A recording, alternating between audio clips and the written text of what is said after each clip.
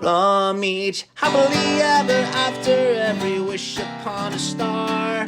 Let's break down the movies that shaped who we are, from memory lane to now and everything in between. The most famous of films to the ones we've never seen.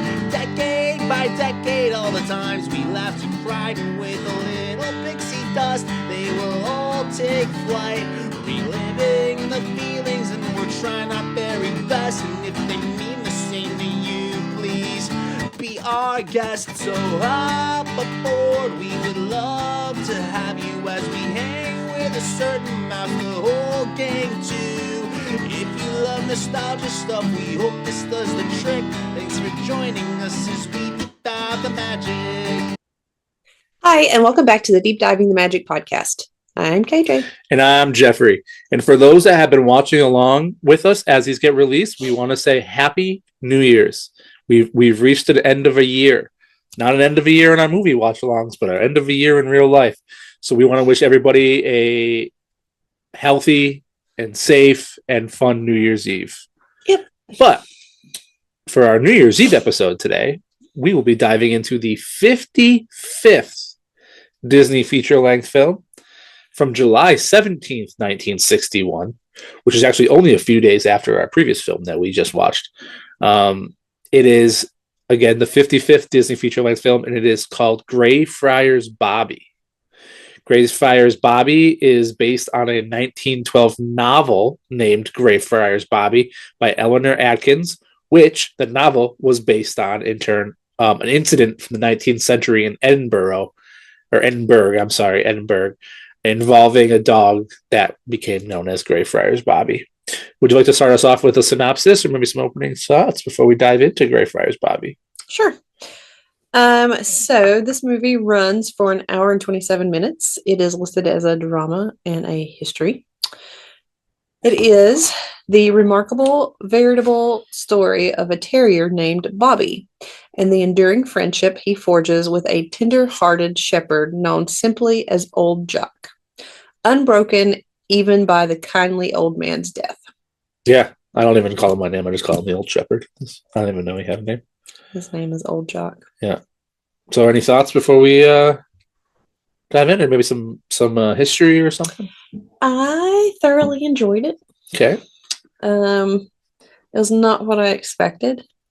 But it has its little humorous bits and pieces to it that I enjoyed. So yeah. All right. Are you ready to dive right in? Sure.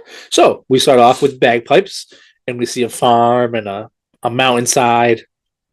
And it says on the screen, this is a story of a dog who lived almost a century ago. Mm-hmm. We see a little shaggy dog and a shepherd. But the old shepherd, he doesn't seem to be doing well health-wise. Mm-hmm. We learn that the family, the farm family, can't afford him anymore. So they have to fire him. And we also meet the farmer and the family and the daughter. Mm-hmm. And after they fire the old shepherd, they bring the dog, who was clearly the shepherd's dog, into the daughter, and they say, that this is your dog now. But the dog immediately jumps and runs away, jumps out the open window, because all these pet owners can never learn how to close their windows. But the dog runs after the farmer and the shepherd in their carriage to Edinburgh. But once the cart gets to Edinburgh, before the dog does, obviously, the farmer pays the old shepherd for his work, and then he goes on his way.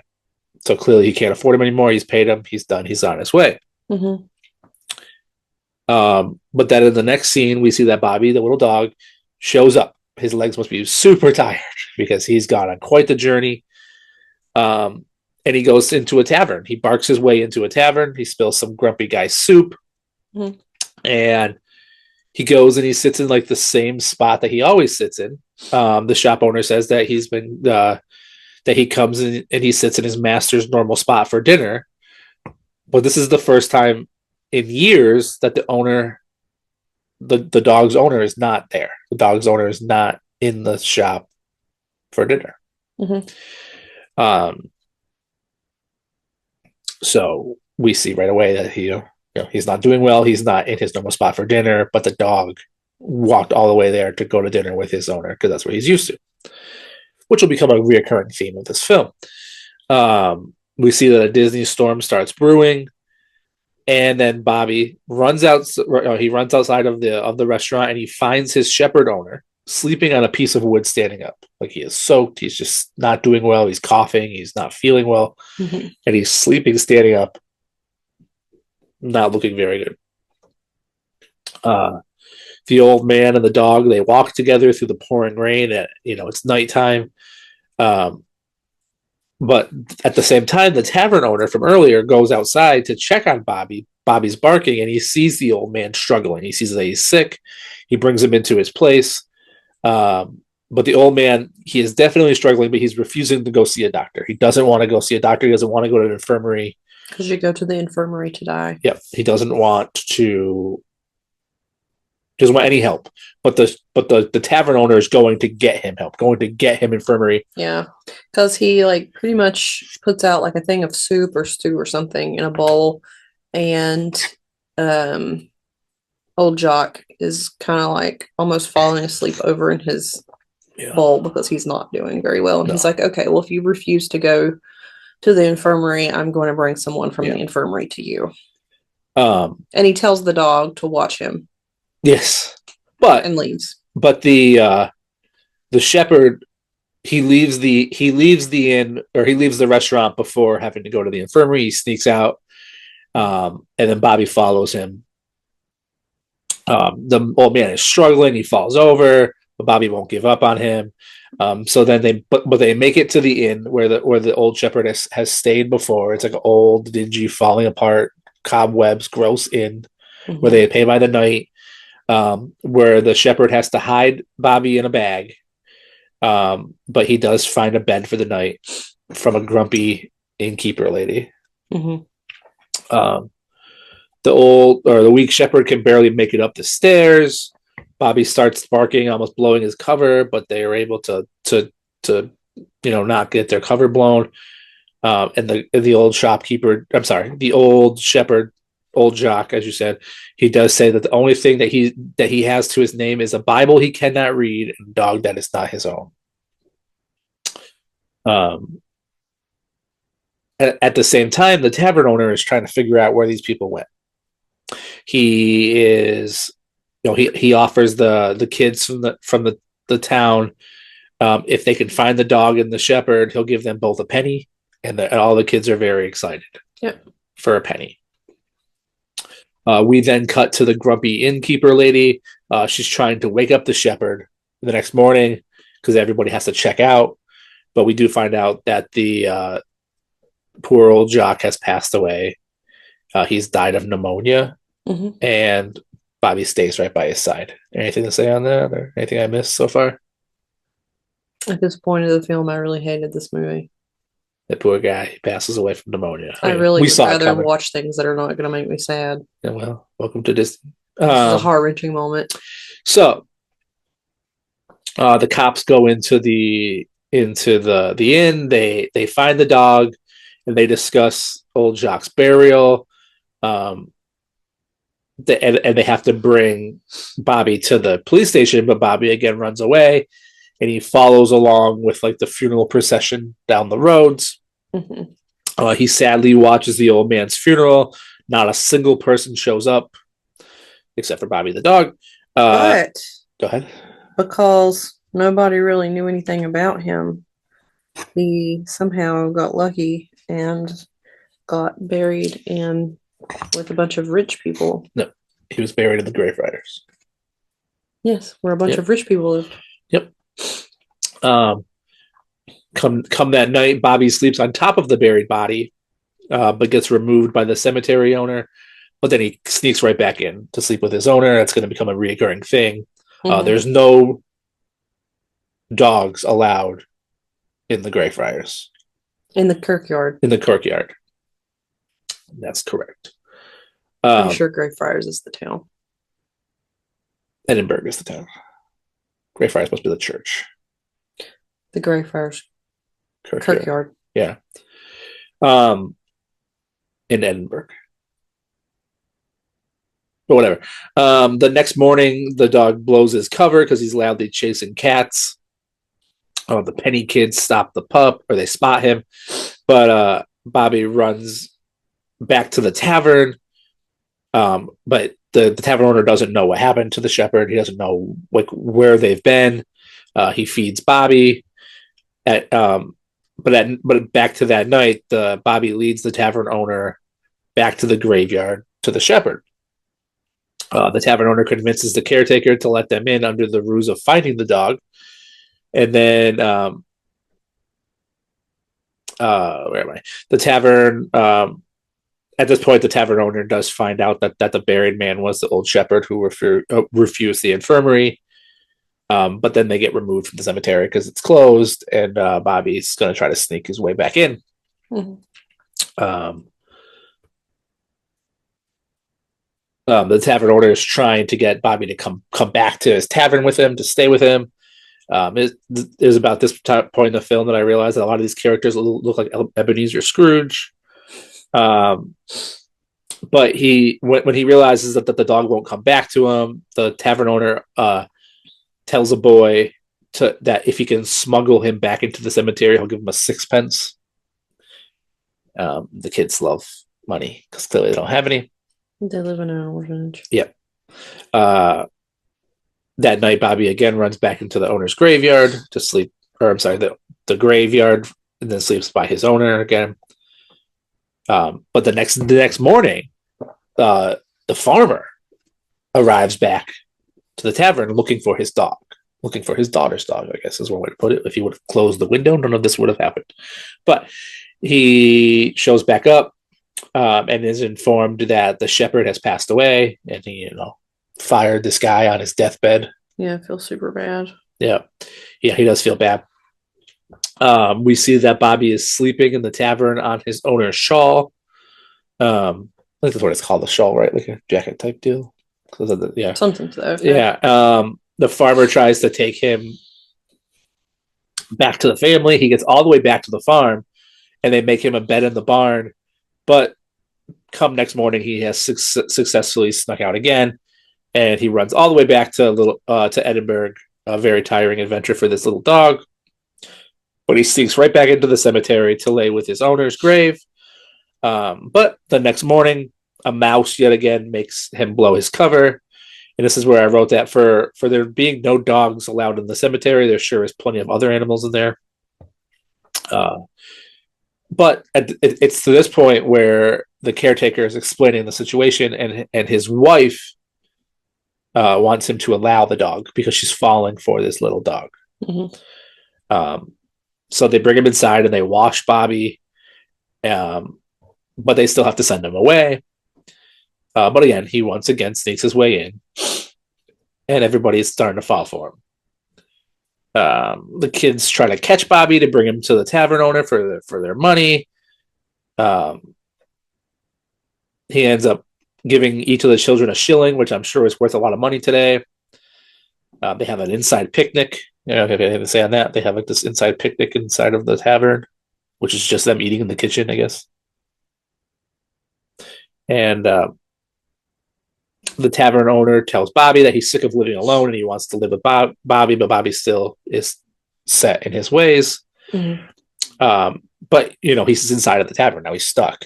So come nightfall, he's barking and barking and barking. The tavern owner doesn't want to let him out, but then he finally does. And then the tavern owner follows him all the way to the cemetery. But this time he's shocked that the caretaker, he lets him in. He opens the gate because his wife has taken a liking to him. So he wants the dog to stay with them now. Mm-hmm. But then Bobby escapes the grasps of the caretaker, and he lays again by the grave, even though the caretaker, like I said, tried to make him sleep in the house. Another night with his owner in the grave. The neighborhood boys. Oh yeah, the neighborhood boys come in the morning, and they tell the caretaker that it's not their dog. But then the police show up. The police have made it, and the police say that they've been trying to catch this dog because he has no license and no collar. The officer he's going to the tavern to ask about the dog. And we learned, this is where we learned that the tavern owner has been summoned to court because he's been harboring a non-licensed dog, and it is 7 shillings to get this dog licensed. Yep. But he makes a big fuss about how he won't pay for it out of principle. Anything to say on that? I'm sorry to cut you off.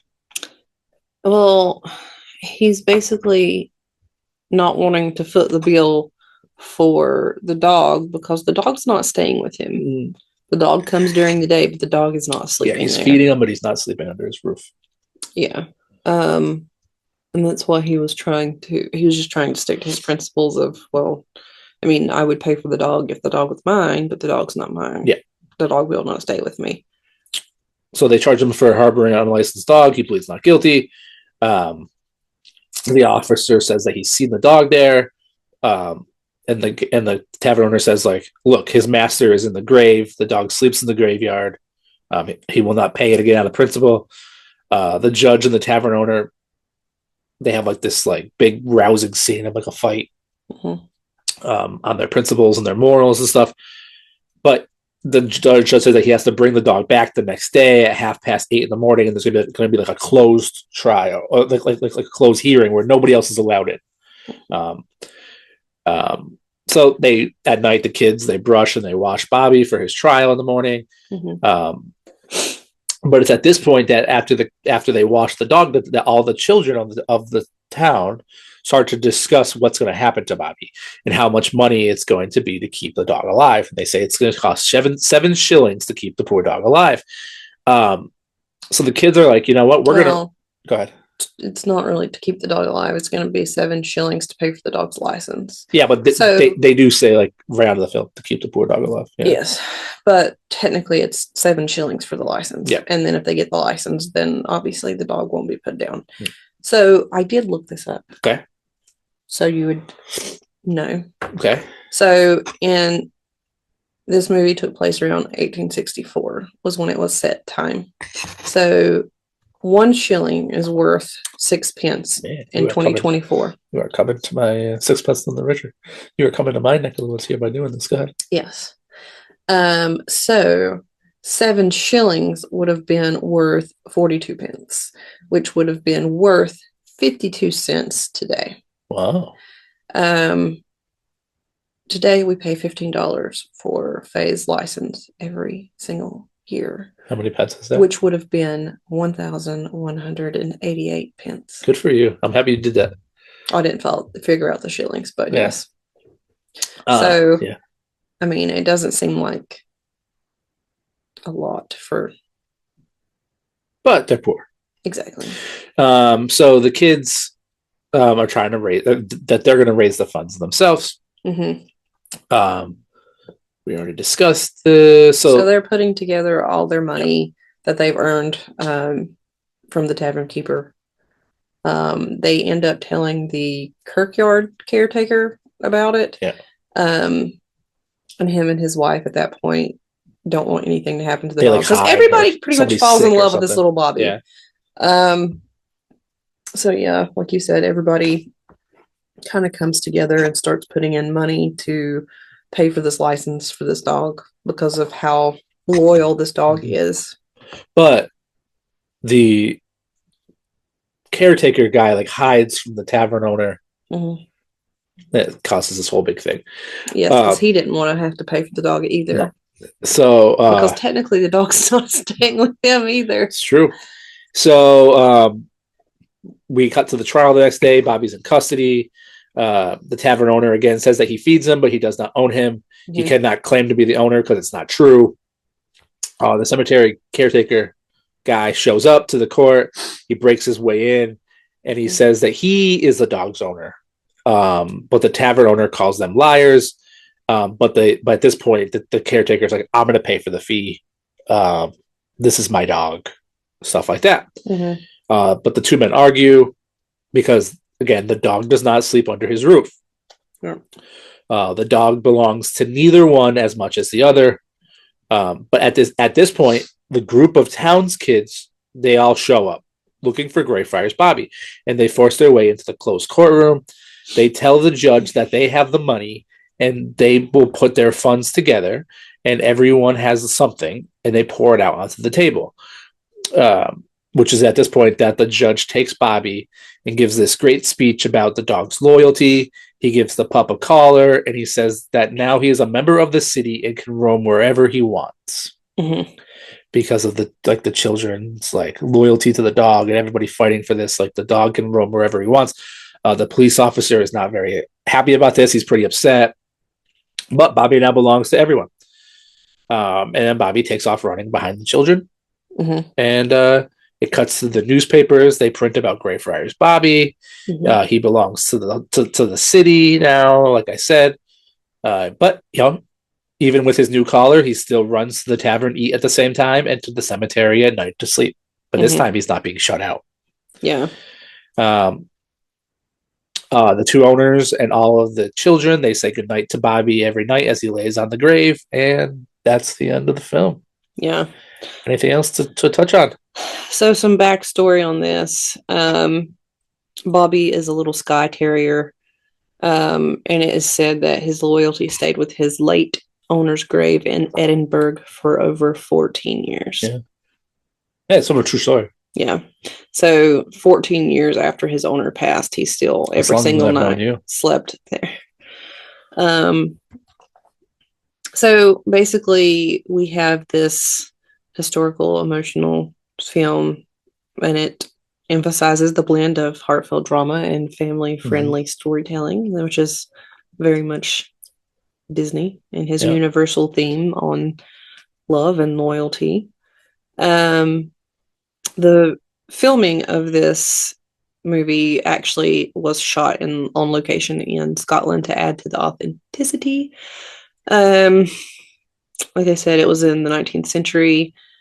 So it was interesting to see like the different things from that time and how like this dog still has to have a license, and we have to have a license for our dogs. And how everybody came together to kind of advocate for Bobby because of his loyalty. And I feel like it basically helped everyone come together. But I mean, you can see this loyalty to this dog even after your owner's dead, and you're going to stick around, and that kind of inspires everybody else. And Greyfriars Bobby is a Scottish icon and symbol of loyalty. And I guess they have a statue there. I meant to look it up. Maybe we can find a picture of the statue and maybe show it right here. Yeah. And here it is. Because apparently it's still around today, and it does have a significance in this town. I would say this is definitely a hidden gem. I had never heard of it before. Yeah, I wrote strong emotional film. Before we watched it, I thought I was going to hate it when the owner died, because I'm not going to lie, I did tear up. And I was like, oh, that was a tearjerker. Just because the love between a dog and his owner. Yeah. Didn't think I was going to like it, but I actually did. Did you have anything else to say before I go over ratings? No, I was going to say, go ahead. Okay, so IMDb gave it a 7.2 out of 10, and I gave it a 7 out of 10. Okay, it's pretty standard. Yeah, so I thought it was pretty good.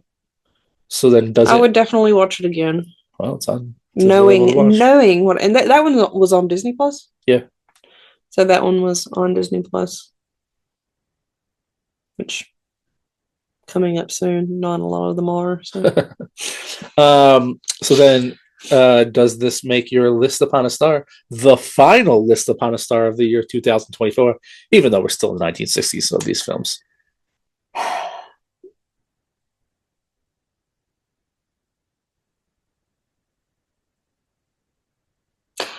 Only because it made me cry. No, it's not going to make my list upon a star, because I'm not one of those people that likes those movies. So then what is your 2024? Otherwise, if it wouldn't have made me cry, I did love the movie and it would have definitely made my list. But I don't like tearjerkers. Sorry, I'm not a fan.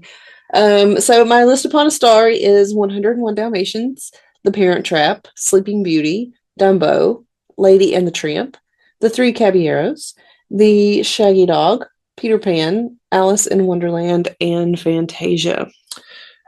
So, this also does not make my list upon a star. It was a strong emotional film. Yeah. It's definitely worth a rewatch. I would love to hear from you all. Deep dive in the magicpod at gmail.com if you've ever heard of it or if you ever watched it or how you feel about it. Yeah. But my list upon a star is 101 Dalmatians, Peter Pan, Alice in Wonderland, Pinocchio, The Adventures of Ichabod and Mr. Toad, Snow White and the Seven Dwarfs, Sleeping Beauty, Lady and the Tramp, The Swiss Family Robinson, and The Parent Trap. So, like we said, I do recommend it, but I would warn you to maybe have a box of tissues when you sit down to watch it. I mean, it achieved its goal. Yeah. So, like we said in the beginning, if you are watching along during when these come out, thank you for hanging out with us for all this time. But we have reached the end of the year, and our next film will be the start of the real life new year, even though, again, we are still stuck in 1961 on our films. But again, we hope that everybody has a memorable, prosperous, and most importantly, safe New Year's Eve and New Year's. We will be back in a few days with the first deep diving film of the new year. And it is the 56th Disney feature-length film from December of 1961. And it is another live-action film, and it is a film called Babes in Toyland. Mm-hmm. So, Happy New Year's, and we'll see you then. Happy 2025. Bye. Thanks for deep diving the magic. Bye.